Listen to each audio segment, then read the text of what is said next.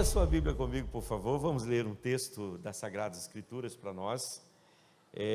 Estou feliz por estar com vocês e poder nesta noite compartilhar a palavra do Senhor. Eu faço minhas palavras do pastor Hélio. Vamos ficar de pé, a reverência à palavra do Senhor. Faço minhas palavras do Hélio. Ele diz, parece que faz tempo que a gente não vê, né? Tivemos esse final de semana ali na França, foi muito bom, muito gostoso, né? Ali o tempo que tivemos ali. E num passeio, numa caminhada de oração que fizemos lá, nós fizemos um culto, e eu trouxe uma palavra, assim, uma meditação rápida para as pessoas, né, o grupo que estava com a gente. Foram 21 pessoas aqui de Portugal. Nós fomos em 4 carros, não é? 21 pessoas representando a igreja de Portugal, né? Sendo 9 daqui de Mem Martins, não é? E as outras pessoas lá da igreja do entroncamento. Foi uma festa fantástica, irmãos. Pensa numa festa maravilhosa, presença de Deus, não é? Esse povo passeou à vontade, não é? Mas eu falei, primeiro a obrigação, depois a diversão, né? Vamos primeiro cultuar a Deus, pensar nas coisas espirituais, depois eu venho embora e vocês vão passear, não é? Deixei eles lá e vim na segunda-feira de avião, fui com eles e voltei de avião. Eles foram aí, fizeram festa lá em França, foi muito bom. Eu agradeço pela vida do pastor Samuel, pastor Alzeni, quero que vocês orem por eles também, né, por essa transição ali que estão passando, né, que Deus possa estar direcionando a vida deles. E nós meditamos naquele dia, ali debaixo das árvores, num bosque ali, né, nos arredores de Paris, em 2 Coríntios capítulo 4, eu queria ler do verso 16 a 18, 2 Coríntios capítulo 4, versículo 16 a 18, e eu quero trazer uma palavra para vocês, dentro desse texto. 4,16 diz assim: por isso, não desanimamos, pelo contrário, mesmo que o nosso ser exterior se desgaste, o nosso ser interior se renova dia a dia. Porque a nossa leve e momentânea tribulação produz para nós um eterno peso de glória, acima de toda a comparação. Na medida em que não olhamos para as coisas que se veem, mas para as que se não veem, porque as que se veem são temporais, mas as que não se veem são eternas. Amém? Vamos orar? Senhor, obrigado pela tua palavra, te agradeço, Senhor, por tudo que tu já tens ministrado aqui, através dos louvores. Como foi gostoso, Senhor, esse momento de adoração a ti, ó Deus, juntamente com o grupo de louvor, que o Senhor possa continuar abençoando esse grupo, que nos conduz com tanta graça no momento de adoração ao Senhor. Continue conosco, Deus, agora na ministração da palavra, fale ao coração dos teus servos. Use a minha vida, Senhor, como tu quiseres, para que o teu nome seja glorificado nessa noite e que o coração dos teus filhos sejam tocados pela tua palavra, Senhor, que é viva e eficaz e que penetra até a divisão da alma e do espírito, das juntas e medulas, e é apta para discernir o coração, as intenções do coração do homem. Por isso, Deus, fale conosco, não deixe que haja interrupção. Eu amarro todo o espírito contrário agora no mundo espiritual. Eu declaro esse ambiente saturado pela presença do Espírito Santo, as vidas cheias da tua presença, que a tua glória se manifeste e que o eu desapareça, Deus, e que apareça o Senhor. A tua glória se manifeste neste lugar, em nome de Jesus. Pode sentar, irmãos. Nós lemos um texto aqui muito interessante. Paulo está escrevendo aos irmãos de Coríntios, na sua segunda carta. É uma carta muito preciosa, e eu quero deixar esse texto, vou voltar nele daqui a pouco, mas antes eu queria que nós pensássemos um pouco a respeito da questão da fé, da questão da crença, da capacidade de crer diante das adversidades. Em 1 de João, capítulo 5, versículo 4, nós lemos da seguinte maneira, 1 de João, primeira epístola de João, capítulo 5, versículo 4. Coloque para mim. Leia comigo, por favor, esse verso, irmãos. Porque tudo o que é nascido de Deus vence o mundo. E esta é a vitória que vence o mundo, a nossa fé. Aleluia. Nós vivemos em um mundo que nos chama, que nos convida, que nos assedia a cada dia. E nem estou falando aqui do mundo, mundo dos espíritos, que é o mundo que jaz no maligno, que a Bíblia fala. Estou falando do mundo das coisas, o mundo da existência humana, o mundo daquilo que está aqui à nossa volta, não é? O terreno, a Bíblia chama de terreno, em algumas passagens chama até mesmo de animal, o mundo que é o mundo comum das coisas. Nós vivemos neste mundo que nos assedia todos os dias, o desejo de ter, o desejo de ser, o desejo de possuir, o desejo de poder tocar, cheirar, sentir, comer, esse mundo que nos cerca. Quando ele é afetado de alguma maneira, parece que nós estamos em desvantagem, porque vivemos entre dois mundos, o mundo espiritual e o mundo natural, esse mundo que todos os seres humanos vivem. A Bíblia diz lá em Mateus 24, que assim como foi nos dias de Noé, assim também será nos dias do Filho do Homem, porque nos dias anteriores ao dilúvio, comiam, bebiam, casavam e davam-se em casamento, até o dia que Noé entrou na arca e eles nem se deram conta, e veio o dilúvio e os levou a todos. O que Jesus quer dizer aqui? Que o que levou aquelas pessoas, os antediluvianos, o que matou aquelas pessoas naquele tempo, o que fez com que aquelas pessoas não se salvassem, não foram os pecados que nós muitas das vezes taxamos como sendo os 7 pecados capitais, mas foi simplesmente um esquecimento de Deus, e o viver para o mundo, ao invés de viver para Deus. Em Apocalipse 12, o anjo diz o seguinte, aquele anjo que vai anunciar uma destruição, ele diz assim: ai, ai dos que habitam na terra, porque Satanás desceu à terra, e ele tem grande fúria, porque ele sabe que pouco tempo lhe resta. Então, esse ai, ai dos que habitam na terra, não se refere a todos os moradores da terra, mas àqueles que vivem para a terra. Uma coisa é você viver neste mundo, uma outra coisa é você viver para esse mundo. Jesus disse, ao orar o Pai, no capítulo 17 de João, ele vai dizer: olha, eu não peço que os tire do mundo, mas que os livre do mal.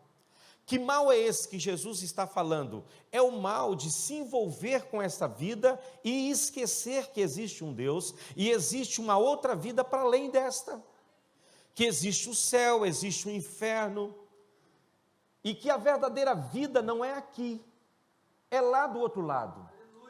Que você não, essa vida que termina um dia, seja com 50, com 100, ou com mais anos ou menos anos, essa vida termina. Um dia ela acaba, é ou não é?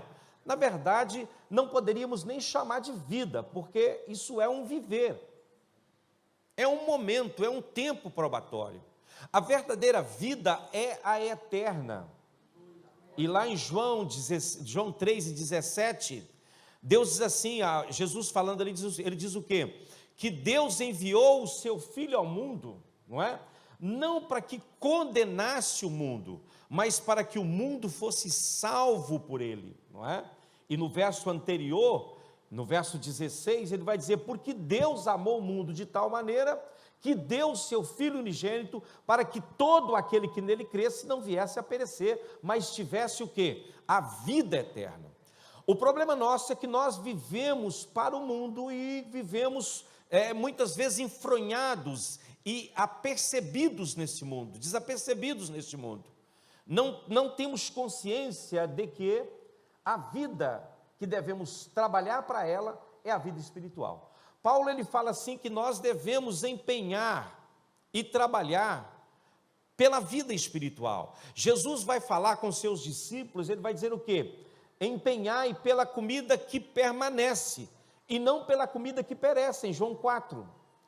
Mas a nossa mente está tão agarrado à terra, o desejo de ter, o desejo de ser, o desejo de possuir, está tão impregnado em nós, que nós muitas das vezes atropelamos as coisas espirituais. Vivemos em um outro mundo, um mundo paralelo ao mundo espiritual. E quando alguém decide viver no mundo espiritual das coisas invisíveis, porque o texto vai dizer que as coisas visíveis são temporais e as invisíveis são eternas. Quando alguém decide viver nas coisas invisíveis, não é taxado de fanático, de tolo, de alguém que não tem muito discernimento. Queridos, deixa eu dizer uma coisa para vocês, abrindo e fechando parênteses aqui. Você não tem que correr atrás de bênção, elas que têm que correr atrás de você. As coisas deste mundo não tem que ser o nosso objetivo principal. O nosso objetivo principal é agradar a Deus. É ou não é? Agradar a Deus, não foi isso que Jesus disse? Mas buscai primeiro o quê? O reino de Deus, em Mateus capítulo 6, verso 33, mas buscai primeiro o reino de Deus e a sua justiça, e todas estas coisas vos serão acrescentadas. Amém? Está aí o texto. Todas estas coisas. Então, por favor, não me coloca todas as demais coisas, que está errado. Se você tirar estas e colocar demais, muda completamente o sentido da frase. Se você colocar estas, você sabe que Jesus está se referindo a vestuário, alimentação e moradia. Há uma vida comum e básica que ele está dizendo, não é? Estas coisas aqui é uma referência ao que Jesus fala anteriormente. Isso não estava aqui no meu escrito, apareceu agora. Então, não coloca todas as demais coisas, tá? Aí está errado, o texto original não é assim. É todas estas coisas. O artigo aqui define o sujeito, não é? Todas estas coisas, que estas? Aquelas que Jesus fala nos versos anteriores a esse, ok? Então, a vitória que vence o mundo é o quê? É a nossa fé, é a nossa capacidade de acreditar. Em Hebreus 11:1 é dito o quê? Coloca Hebreus 11:1 para nós. Que a fé, diz aqui Hebreus 11:1, ora, a fé é o quê? Leia comigo, por favor. A fé é a certeza de coisas que se esperam e a convicção de fatos que não se veem. Aleluia, louvado seja Deus, que coisa maravilhosa. Muitas pessoas falam, isso é a definição da fé. Não, isso aqui não é a definição da fé, ninguém define fé. Isso aqui é a fé em uma de suas realizações, mas a fé faz muito mais que isso. Mas a fé faz isso também. A fé é o quê? É a certeza do que se espera. Você não alcançou ainda, porque quando você alcança, deixa de ser algo que espera, não é? É ou não é? Quando você espera um milagre, o milagre aconteceu, você não está esperando mais esse milagre, ou está? Não, já aconteceu, já virou um fato, não é? E é a convicção de fatos que os seus olhos ainda não viu, ainda não enxergou. Se isso é verdade, então, irmãos, o segredo da vitória está na capacidade e na persistência deliberada em olhar para coisas que não se veem. A Bíblia diz que Deus é um Deus que se esconde, está lá em Isaías, Deus é um Deus que se esconde. Lá nos Salmos diz que Deus habita no meio da escuridão. O diabo quer manifestar coisas, Deus quer que você creia sem ver, para que você possa trazer à existência aquilo que o seu olho não está vendo. Isso é fé, isso é se mover em fé, isso é se mover naquilo que o Senhor quer que nós nos movamos. Eu não ando por vista, eu ando por fé. A minha capacidade de crer que determina a minha caminhada. Eu não posso me basear nos recursos que eu adquiri, que armazenei. Um dia um irmão de uma igreja que eu pastoreava, chegou para mim e disse, pastor, estamos em apuro. Falei, mas por quê? A reserva que nós tínhamos no banco está terminando. O que será de nós a partir de agora? Falei, irmão, se a sua fé está na reserva do banco, você é o mais miserável dos homens. Paulo disse, se a nossa esperança está só nessa vida, somos os mais miseráveis de todos os homens. Se a sua confiança está na sua aposentadoria, no seu dinheiro, no seu trabalho, na sua força, você está perdido, porque quando isso for tirado de você, não vai sobrar nada. Mas se a sua confiança estiver em Deus, que ainda que a figueira não floresça, não haja fruto na vide, o produto da oliveira minta, no curral não haja vaca, Ele vai providenciar para você, Ele vai abençoar, Ele vai trazer um milagre à sua vida, então você pode marchar que a vitória é certa para você. Vitória é certa, amém? Louvado seja o nome do Senhor. Isso tem sido, irmão, sempre provado pela história de grandes homens de Deus. Se você pegar a Bíblia Sagrada, isso está lá, por toda parte. Mas por outro lado, está lá também, que muitos enfrentaram paralisia na sua caminhada, enfrentaram derrotas, enfrentaram desastre, né, em consequência de não conseguir crer. Observe Israel lá no deserto. A Bíblia diz que eles não puderam entrar na terra prometida por causa de quê? Por conta da incredulidade, da incapacidade de acreditar que o Deus que prometeu era fiel para cumprir. E eles tinham toda a evidência e prova de que esse Deus era fiel, mas eles não puderam crer, e pela falta de fé, andando pelos olhos humanos, eles olharam para os gigantes e não para Deus. Irmãos, os gigantes existem para cair em nossas mãos. E deixa eu te falar uma coisa que é muito importante. Deus muitas vezes nos permite olhar o problema dentro da nossa perspectiva humana, para que quando Ele te der a vitória, você não atribua às suas forças a vitória que Ele está te dando, mas sim a Ele. Porque você chega à conclusão de que por você mesmo, você é incapaz de vencer aquele gigante. Aleluia! Como Caleb disse, gente, vamos subir, vamos conquistar, porque se o Senhor se agradar de nós, esses adversários vão morrer em nossas mãos, e nós vamos conquistar essa terra. Amém? A vitória tem sempre acontecido, irmãos, na vida daqueles, né, mais cedo ou mais tarde, não é? A vida daqueles que têm confiança e determinação e não abre mão da sua fé em Jesus Cristo.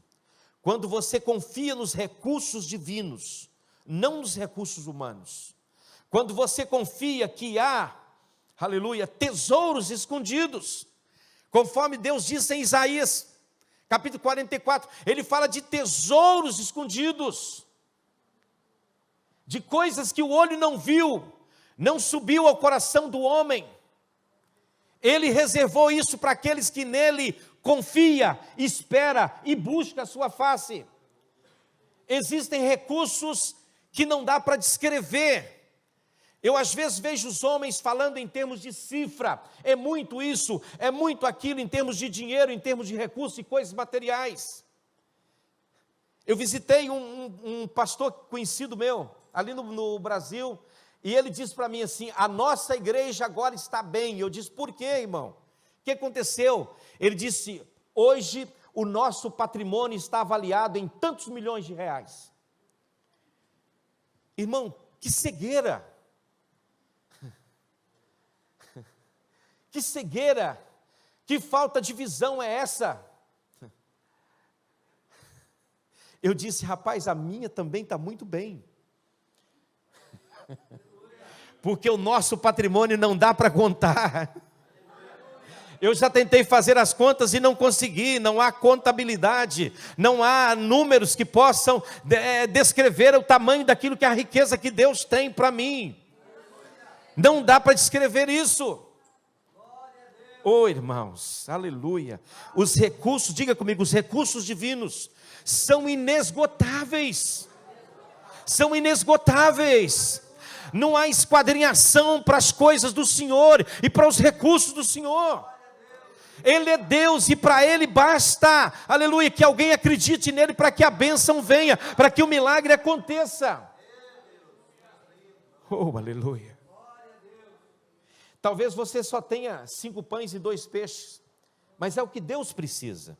Para você pouco, para muitos pouco, mas para Deus suficiente para alimentar uma grande multidão, porque Ele é Deus. Tudo nas mãos do Senhor aumenta, cresce. Aleluia, louvado seja o nome do Senhor. Muitas vezes, irmãos, essa dupla questão de viver entre esses dois mundos, né? Sobre esse oscilar entre o mundo material e o mundo espiritual, muitas vezes é um estorvo, é um impedimento à nossa caminhada. Eu encontro com muitos cristãos que estão desanimados, por quê? Perderam o emprego. O nome, perdeu o nome foi lá para o Serasa, lá no Brasil, não é? Houve uma dificuldade, a mulher o abandonou, o marido o abandonou, o filho o abandonou. Houve uma morte na família e eles perdem com isso tudo. A fé vai embora. Queridos, não importa o que passe da sua vida. Deus nunca tira de nós, nunca permite que seja tirado algo de nós, que Ele não traga melhorado para nós. Deus é um Deus de recompensas. Pedro falou: Senhor, nós que abandonamos tudo e te seguimos, o que vamos ganhar com isso? Jesus disse: você vai ganhar 100 vezes nesse mundo, e na idade vindoura você vai ganhar a vida eterna, aleluia. Quando você abre mão daquilo que você não tem, e abraça aquilo que você não pode perder, você é o homem mais feliz deste mundo, aleluias, aleluias. Muitas vezes, irmãos, a libertação na nossa vida acontece quando nós permitimos que o Espírito de Deus trabalhe em nós e opere em nós e abra os nossos olhos e não nos permite olhar para aquilo que o olho quer olhar. Essa tirania dos nossos olhos. Os nossos olhos faz a medida das coisas e manda mensagem para o cérebro, e o cérebro manda mensagem para o resto do corpo, dizendo: olha, vamos recuar, porque não dá. Os nossos olhos nos obrigam a olhar para situações impossíveis. Mas a nossa opção, aleluia, é desviar os olhos do que é temporal e colocar os olhos no que é eterno. Olhar para aquilo que é eterno, é para lá que eu tenho que olhar. É aí que eu tenho que colocar os meus olhos, eu tenho que ter uma disciplina. Porque senão eu vou viver sempre neste mundo das misérias, das oscilações, de ter ou não ter, de ser não ser, de poder e não poder. Aleluia. Queridos, nem o diabo pode tocar em você, sabia? Ninguém e nada pode tocar em você quando você anda nesse mundo invisível. Nesse mundo daquilo que não podemos enxergar, mas que pela fé já tomamos posse dele, pela fé já alcançamos a promessa, já estamos lá.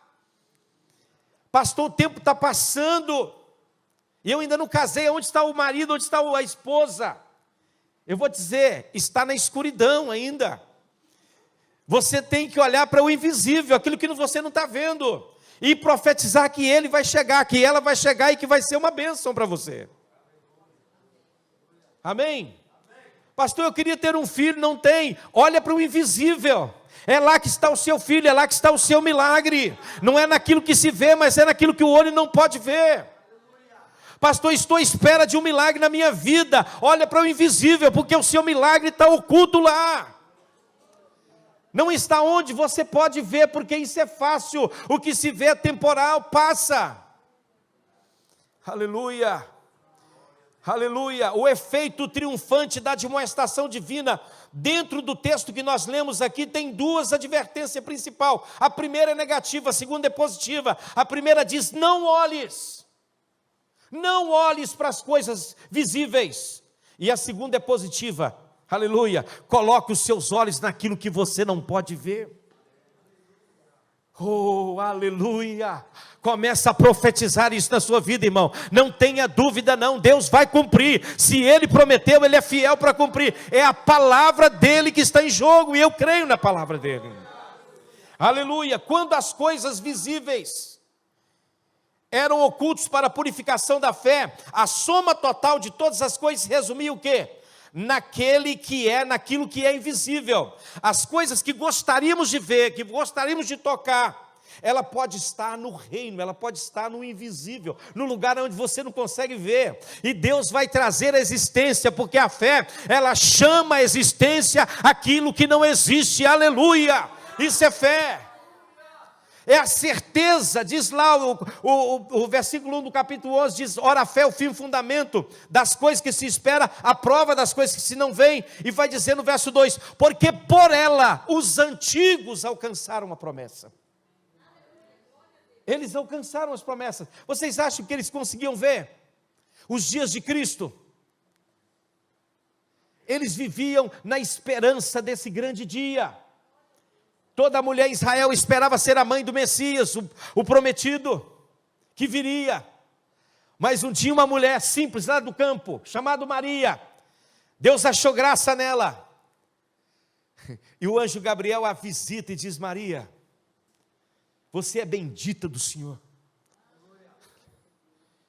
Em você vai nascer o Filho de Deus, você vai receber a semente do Espírito, e você vai ser mãe do Salvador, oh, aleluia. Talvez ninguém dava nada para aquela mulher ali, mas o Senhor a olhava e a via, e falou, é aí que eu vou operar, é aí que eu vou fazer. Aleluias. Queridos, quando nós estivermos como Israel, tendo um mar à nossa frente, tendo um faraó enfurecido atrás de nós, e tendo cumes intransponíveis de montanhas dos dois lados, só existe uma saída: olhar para o invisível e caminhar em direção à promessa. Para onde que você deve andar? Nunca para trás, nunca desviar do caminho. Foi Deus que guiou Israel para ali. O texto vai dizer que Deus guiou a Israel para a região de Piriote Hairim, e era um lugar que era simplesmente como se fosse uma emboscada aquilo ali. Não tinha saída, para frente não podia, dos lados também não, e a única forma era recuar, e também não podia, porque o faraó estava atrás. O que fazer diante disso? Moisés vai clamar a Deus. E o que Deus disse para Moisés? Moisés, por que tu clamas a mim? Diga aos filhos de Israel que marche. Oh, aleluia! A minha palavra para você nesta noite é: continue caminhando, não pare. Se Deus não deu uma segunda ordem, é para ir para frente. Se a nuvem está indo à sua frente, caminhe em direção à nuvem, caminha em direção à tocha de fogo, não pare. Pastor, mas tem um mar na minha frente, não importa, Deus é poderoso para abrir o mar. E se o mar não abrir, Ele vai fazer como diz o hino, você andar por cima das águas. Mas você vai marchar pela fé e vai andar pela fé. Você vai ver o que ninguém está vendo, e eu profetizo sobre a sua vida nesta noite esta palavra. Aleluias, louvado seja o nome do Senhor. Quando estas coisas acontecem conosco, a única atitude salvadora é: não olha para o visível, olha para o invisível, olha para aquele que é todo poderoso, aquele que se oculta, aquele que muitas vezes não está aí manifesto, mas Ele é Deus e Ele controla toda a situação na sua vida. Sim, aleluia. Oh, louvado seja Deus. Outro sim, quando a terra prometida está diante de você, mas há gigantes lá dentro. Você quer a plenitude de Deus, e Deus quer te dar a plenitude, mas há gigantes, e você não consegue vencer. Você olha para os gigantes, ele é muito maior que você. O que você vai fazer? Você vai deixar de entrar na promessa de Deus? Aqui é um grande desafio para Israel, e um grande desafio para nós. Eu conheço pessoas que chegaram pertinho da terra, e por conta do medo, da incredulidade, de olhar para o visível, perderam uma bênção. Eu tenho um amigo, colega aliás, não vou dizer amigo, que ele sempre sonhou com um país, ele dizia: Deus falou comigo sobre esse país, que vai me levar para lá como missionário. Desde que eu entendo que eu conheço esse homem, ele fala nesse país e ele fala no chamado dele para esse país. Mas ele nunca teve coragem de deixar o conforto e ir em direção à promessa. Nunca teve coragem. Nunca teve coragem de abandonar o conforto que cercava ele no dia a dia para ir em direção à promessa de Deus. O que aconteceu? Os anos passaram. A velhice chegou. Os anos chegaram e os anos não perdoam. E hoje ele ora e diz: o que poderia ter sido feito se eu tivesse obedecido? As coisas do Senhor a gente não entende, irmãos. A gente não entende, a gente obedece e depois entende. Você só vai entender depois, na hora você vai ficar aflito se você tentar entender, porque não é para você entender. Você não tem que entender tudo. Quando Deus chama Abraão está feliz, sossegado, rico, poderoso na sua terra. E Deus aparece para Abraão e diz para ele: Abraão, sai da tua terra, sai da tua parentela e vai para uma terra que eu vou te mostrar. E abençoar-te-ei e multiplicarei a tua semente, e tu serás uma bênção. Que promessa! E Abraão chega para Sara e Sara diz: meu bem, nós vamos mudar.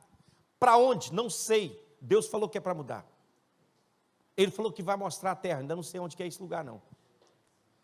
Já pensou a Sara, você que é mulher aí, quando o marido chega para você e diz: olha, não vou mudar. Deus falou comigo que é para a gente ir. E você diz: para onde? E ele diz: não sei. Mas a gente vai, arruma a mala.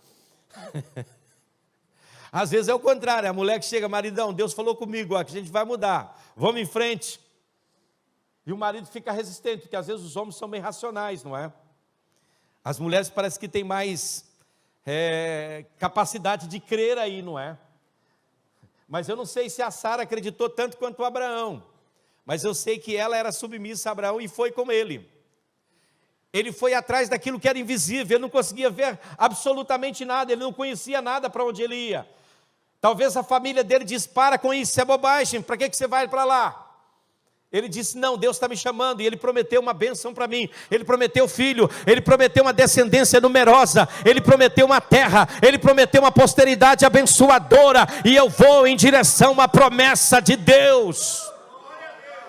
E ele começa a caminhar sem saber para onde estava indo, mas ele estava indo. E Deus estava guiando Abraão. Ele andou na terra da promessa. Se fosse eu, tinha desanimado tantos anos ali naquela terra.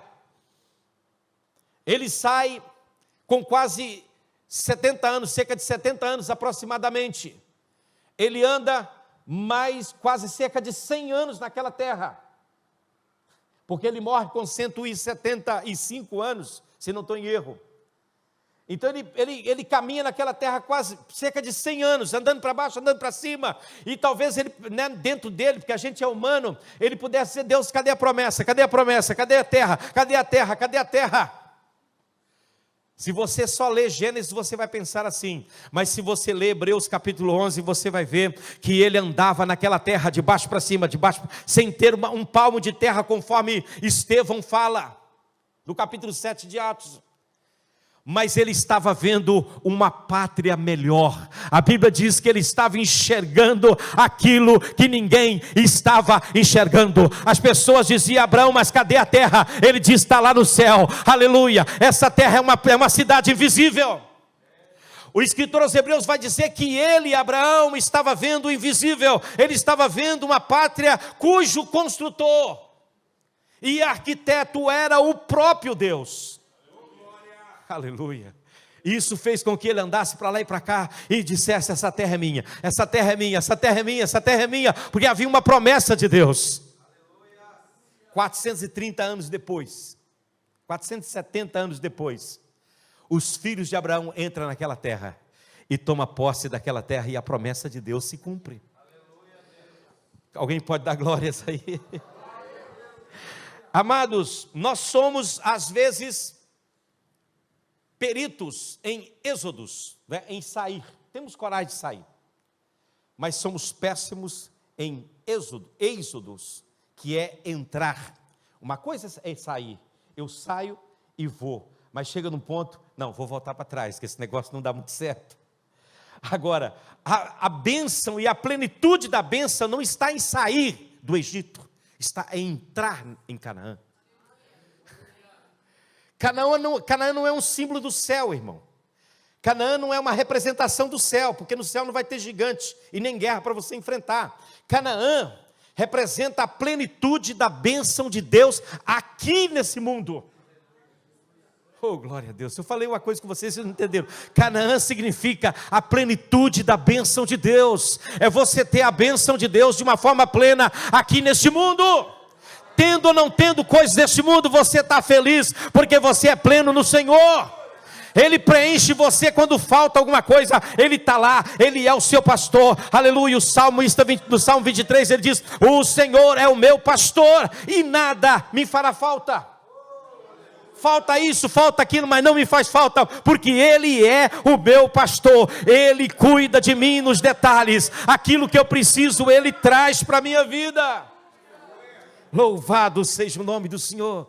Nós temos que ser peritos e crer para sair, mas temos que ter fé para entrar na promessa de Deus. Hebreus capítulo 4 diz que muitos ficaram de fora, e há muita gente que está de fora desse descanso de Deus. Mas Deus convida para entrar no descanso que Ele te oferece, nessa paz maravilhosa. Aleluia. Está escrito aí, olha, Israel, portanto, visto que nos foi deixada a promessa de entrar no descanso de Deus, tenhamos cuidado para não parecer que algum de vocês deixou de alcançar esse descanso. Olha o verso seguinte, o 2, pode pôr. Porque também a nós foram anunciado o quê? As boas notícias, exatamente como aconteceu com aqueles lá atrás. Mas a palavra que eles ouviram, Deus falando: eu estou levando vocês para uma terra que mana leite e mel. A palavra que eles ouviram não lhes trouxe proveito. Por quê? Por quê, irmãos? Porque não foi unido por meio da fé com aqueles que a ouviram. Verso 3, pode pôr. Nós, porém, que cremos, aonde que estamos? Nós, porém, que cremos, entramos no descanso, conforme Deus disse: assim jurei na minha ira, aqueles não entrarão, mas você entrou no descanso de Deus. Aleluia. Você está no descanso de Deus? Aleluia, nesse lugar onde a crise não chega, onde as doenças não chegam, onde os problemas não tocam, você crê no Senhor, aleluia, Ele está te levando para esse lugar de descanso.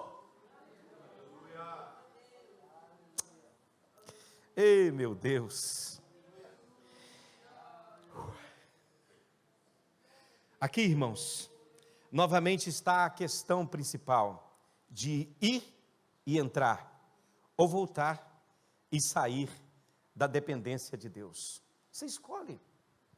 Eu acho que o texto não poderia ser mais claro. Eu abri mão de tudo na minha vida. Eu entreguei minha vida para Jesus com 15 anos. Eu me tornei pastor aos 18 para 19 anos. Eu entreguei toda a minha vida para Deus. Até os últimos dos meus dias eu quero viver para Ele. Pelo menos é o desejo do meu coração. Espero conseguir isso com a ajuda do Espírito Santo. Mas, queridos e queridas, eu tive muita oposição por parte de amigos, irmãos, família. Por que você está fazendo isso? Isso é uma coisa sem esperança. Isso não dá comida para ninguém.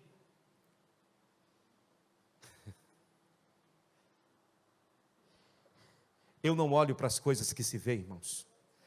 Eu olho para as coisas que se não veem. Eu não estou nem aí para aquilo que eu perdi, para aquilo que ficou para trás. Muitos podem dizer para mim: não, o que põe comida na minha mesa é euro. Eu digo: quem põe comida na minha mesa é Deus. Quem sustenta a minha casa é Deus. Quem sustenta a minha família é Deus. Quem sustenta a igreja é Deus. Às vezes eu olho para uma igreja pequena como a nossa e vejo como Deus tem sustentado esta igreja e tem honrado os compromissos que essa igreja tem feito. Se fosse depender, irmãos, de nós, eu acredito que não conseguiríamos, mas é o Senhor que tem multiplicado aquilo que você traz aqui para o Gozof Last. O Senhor tem multiplicado, não só na sua vida, mas na vida daqueles que são abençoados através desses recursos. Eu poderia citar inúmeros exemplos, mas não tenho tempo, de pessoas que venceram. E, para terminar, irmãos, eu deixo aqui com você a livre escolha de onde você quer viver, onde você prefere viver, no mundo das coisas invisíveis ou no mundo das coisas visíveis. Onde você quer viver? Na segurança do que a vida material pode te oferecer, ou na certeza daquilo que você não está vendo, mas o Senhor Deus prometeu para você, e Ele é fiel para cumprir. Satanás, ele trabalha na linha dos sentimentos, do corpo, da alma, e muitos filhos de Deus, sinceros filhos de Deus, são desviados por estes repetitivos apelos que Satanás faz. Ele apela à nossa carne, ele faz nos convites assim dos mais diversos. Eu já tive muitos convites para estar hoje talvez à frente de grandes igrejas, mas Deus sempre dizia não. Eu estou aqui nesse país porque amo essa nação. Eu decidi dar a minha vida aqui, o tempo que Deus me permitir estar aqui, dar a essa nação. Agora, vocês não estão fazendo favor para mim de vir aqui à igreja. Eu é que sou abençoado por estar aqui e poder compartilhar com vocês aquilo que Deus fala ao meu coração. Esse é o meu grande privilégio. É Deus me dando a oportunidade de ser abençoado. Então, Satanás, ele trabalha na linha dos sentidos, do que eu posso ver, do faz-me rir que chega na minha conta todo mês. Mas Deus, irmãos, busca os seus fins em e através do Espírito. Satanás trabalha no corpo e alma, Deus trabalha no espírito do homem. Mais profundo do que sentimentos, do que visão, do que audição, do que os seus 5 sentidos. Deus trabalha no espírito do homem, mais profundo do que sensações e emoções ou razões. É aí que Deus trabalha, é aí que Deus age, sim ou não? Satanás, olha, presta atenção nisso, Satanás é perito em demonstração, ele pinta o quadro, ele é perito em pintar quadro. Ele oferece para você coisas fabulosas. Olha essa oportunidade. Eu gosto de ouvir a Bíblia narrada na internet. Eu gosto de estar ouvindo a Bíblia, durmo ouvindo a Bíblia. E me dá um nervoso, que de vez em quando entram umas propagandas lá pelo meio, não é? E entra uma pessoa falando, olha, você pode ganhar não sei quanto. Eu falo, meu Deus do céu, Satanás, ele é perito em pintar o quadro. E tem tanta gente entrando nesse mundo, irmãos, e se perdendo, no mundo de dinheiro fácil, no mundo de aproveitar situações, no mundo... Queridos e queridas, por favor, isso são ciladas de Satanás, saia disso. Deus falou que o homem, ele conquista as coisas com o suor do seu rosto, com o seu trabalho. Dinheiro fácil. Ninguém está dando dinheiro para os outros, ou está dando por aí? Fala onde está dando, que eu vou passar na rua do lado. Não quero ir lá não. Então, Satanás trabalha na demonstração, ele pinta um quadro, ele faz você ver as coisas mais lindas e fabulosas que você poderia fazer com isso ou com aquilo, tendo isso ou tendo aquilo, e você fica vislumbrado e você diz, é isso aí. Deus trabalha diferente. Quer saber como Deus trabalha? Deus, ele se esconde. Ele esconde-se a si mesmo. Com que objetivo ele faz isso? Ele faz isso com o objetivo de que ele possa ser buscado em espírito e em verdade. Deus quer ser buscado, Deus quer ser encontrado, Deus quer que você vá para o seu lugar secreto. Em espírito e em verdade você se prostra diante dele e diz, Deus, eu não estou vendo nada, mas eu sei que tu estás aí, que tu estás operando, que tu estás trabalhando, eu sei. Oh, aleluia. Então, queridos e queridas, se a igreja é um corpo celestial, se a lei de sua vida é a fé, E se a peregrinação da fé é a transladação e a transição do terreno para o celestial, do natural para o sobrenatural, então, irmãos, certamente podemos esperar que quanto mais perto a igreja chegar do fim da sua jornada, mais aguda ficará a demanda por visão espiritual. Deus está nos chamando para abrir os olhos do Espírito. Igreja de Deus, acorde. Nós precisamos ver as coisas do mundo espiritual e não no mundo físico. Eu me alegro quando alguém chega aqui e conta a bênção de que compraram isso, conquistaram aquilo outro no material. Eu me alegro, mas eu fico muito mais feliz quando alguém consegue enxergar o mundo espiritual, consegue ver o invisível, aquilo que ninguém está vendo, ele está vendo, e você fala, é para aqui que eu vou, porque Deus está me guiando nessa direção. Mas Satanás, irmãos, ele procura sucesso pela decepção no terreno dos sentidos. Quantas pessoas estão hoje caídas por conta de um diagnóstico médico, por conta de uma situação de adversidade que surgiu, não consegue levantar a cabeça. Hoje Deus te chama para levantar a sua cabeça e olhar para o invisível, olhar para as promessas, olhar para aquilo que Deus falou, porque Ele falou. Aleluia! Não olhe para as coisas que se veem, irmãos, mas para as que se não veem. Assim sendo, irmãos, termino mesmo. Reunindo as palavras, diga comigo, vitória, progresso espiritual e serviço espiritual, tudo isso depende de uma capacidade espiritual, para quê? Para reconhecer, para basear e para descansar nessas coisas divinas invisíveis, que estão em Cristo, olhar para Ele. O que o escritor aos Hebreus falou em Hebreus 12:1?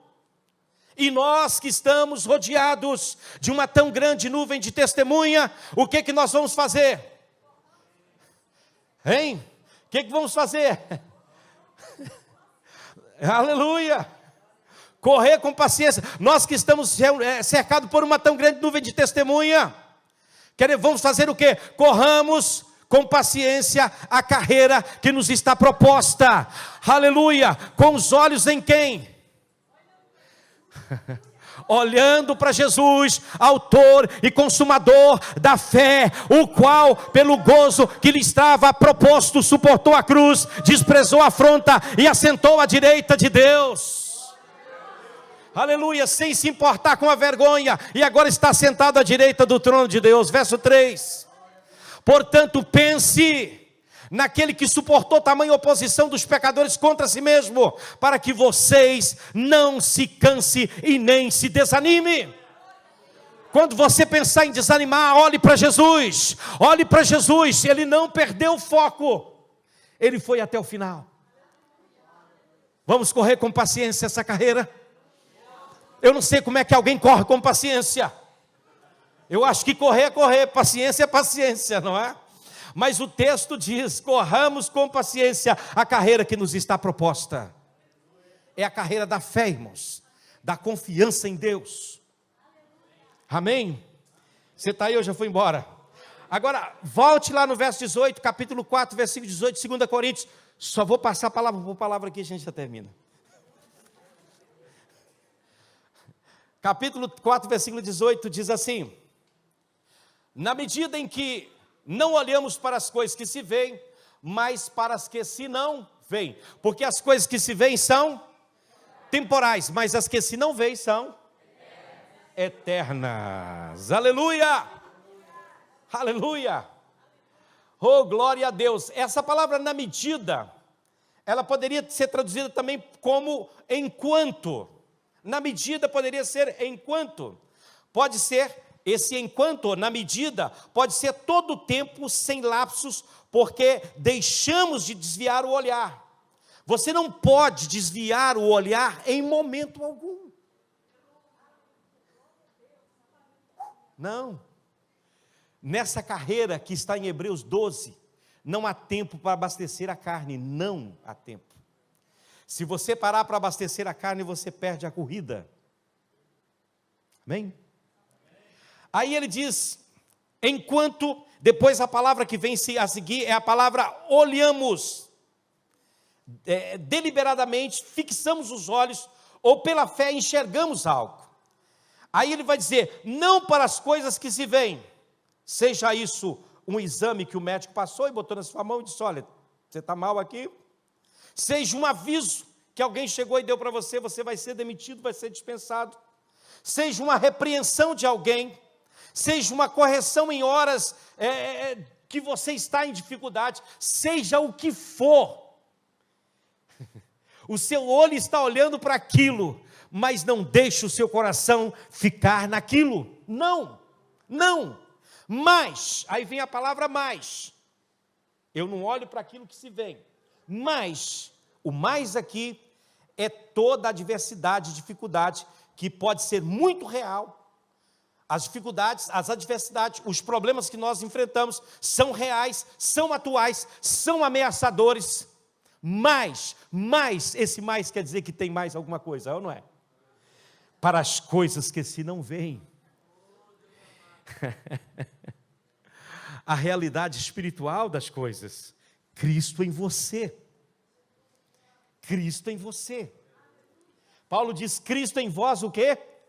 Esperança da glória de Deus, aleluia, Cristo está em você, então você tem esperança. E para terminar, fitando, ou seja, olhando, né? Não para algo que oscila, que vai lá e vem cá, mas continuemos olhando, fitando, os nossos olhos fixos em Jesus, olhando para Ele. Ele está nos vendo, irmãos. A gente talvez não esteja vendo Ele, porque está lá na montanha, não é? Os discípulos ali, aquela confusão toda ali, vou fechar aqui, irmãos, aquela confusão toda, aquela confusão toda ali, não vou nem mandar vocês ficar de pé, mas já mando já, cadê o pessoal do louvor, vem cá, aquela confusão toda ali dos discípulos, o mar revolto, tanta dificuldade, e Jesus lá da montanha olhando para eles, aleluia, eles não estavam vendo Jesus, mas Jesus estava os vendo o tempo inteiro. E Jesus dizia, deixa estar, eu estou no controle disso aí. Deixa estar, eu estou no controle disso aí. Quando chegou o momento de Deus agir, Ele chega de uma forma surpreendente. Fica de pé, agora fica de pé. De uma forma surpreendente. E resolve o problema. Você consegue vê-lo na montanha? Talvez você não consiga vê-lo, mas Ele está te vendo lá. Há um louvor que nós cantamos que diz que da montanha o Mestre te vê. Ele te vê. Você não está vendo, mas Ele está te vendo. Você está vendo só a tempestade, mas Ele está no controle da tempestade. Ele já liberou uma ordem e disse, essa tempestade não é para destruição, mas é para que a fé seja aumentada, é para que a fé seja multiplicada, para que a sua fé seja aumentada do Senhor. Senhor, que tempestade terrível, que eu faço, Deus? Queridos, o meu conselho, olhe para Jesus. Mas aonde Ele está, pastor? Não estou vendo Ele. Tem problema, olhe para Ele. Use a sua fé. Use o seu homem interior, o seu homem espiritual. Deixe o Espírito Santo dirigir a sua olhada, sua mirada. Há um louvor que a gente cantava quando era novo, um louvor em espanhol, que dizia uma mirada de fé, uma mirada de amor, né? É a que pode salvar um pecador. A gente cantava isso em espanhol quando era novo. Uma olhada de fé, uma olhada ao Senhor é o que pode salvar um pecador. Eu não estou conseguindo ver, mas o meu mestre está me vendo. Ele me conhece. Ele me conhece. Hoje de madrugada, enquanto eu estava aqui orando de manhã aqui na igreja, Deus dizia para mim, meu filho, eu estou te vendo. Eu disse, Senhor, eu sei. Eu não vejo saída para muitas coisas, mas o Senhor está me vendo. O Senhor está me vendo e eu fico feliz por isso. Eu não estou sozinho, tu estás comigo, tu estás do meu lado, a tua presença é real em mim. Aleluia. Como é que Ele está em nós, irmãos? Ele está em nós da forma que está escrito em Romanos 8. Ele está em nós através do Espírito Santo que habita em nós, que mora em nós, que mora em nós. Você sente a presença dele aí? Eu vou orar por você, feche seus olhos. Eu não sei o que está acometendo a sua vida neste momento. Você que está em casa nos assistindo nessa noite, eu não sei o que está se passando consigo, mas eu sei que o meu Deus te vê. Ele está enxergando toda a sua aflição, a sua luta, e Ele é poderoso para mudar a sua história hoje, se você crer. Deixa eu te falar uma coisa, se você olhar para Ele, talvez o problema vai continuar lá, talvez a circunstância não vai mudar, mas você vai mudar. Você vai mudar. E quando você mudar, aleluia, o milagre vai acontecer para a glória de Deus. Deus está trabalhando o seu milagre. Feche seus olhos neste momento em nome de Jesus.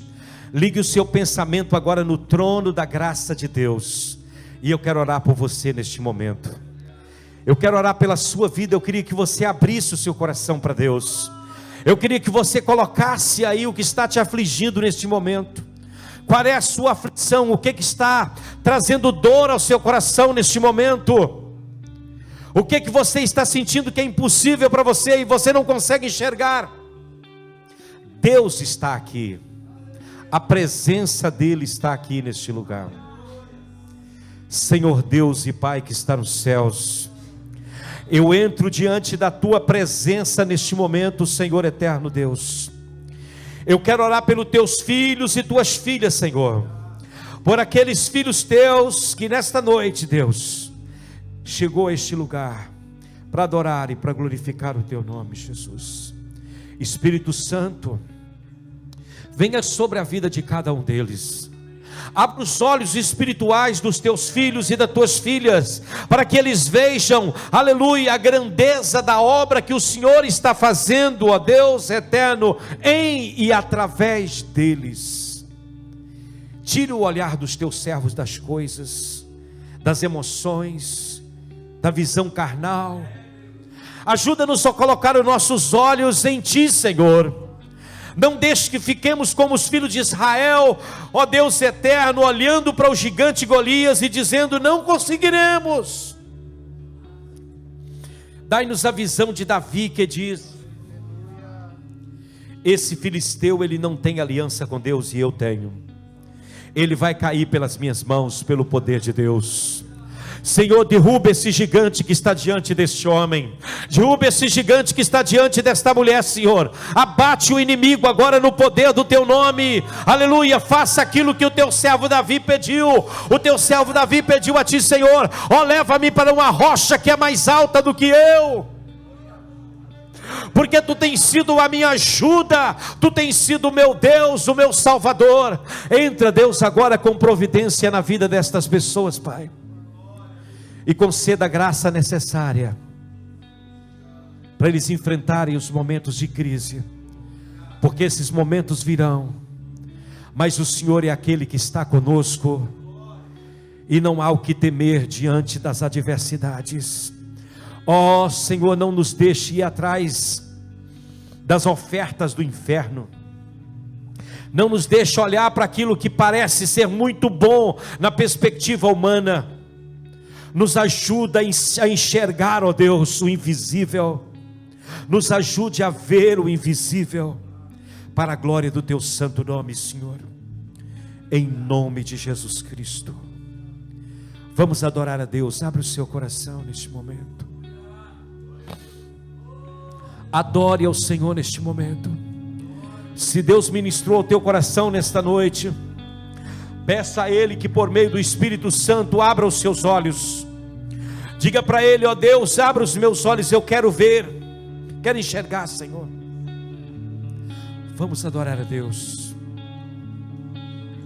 Oh, aleluia, Jesus, glória a Deus.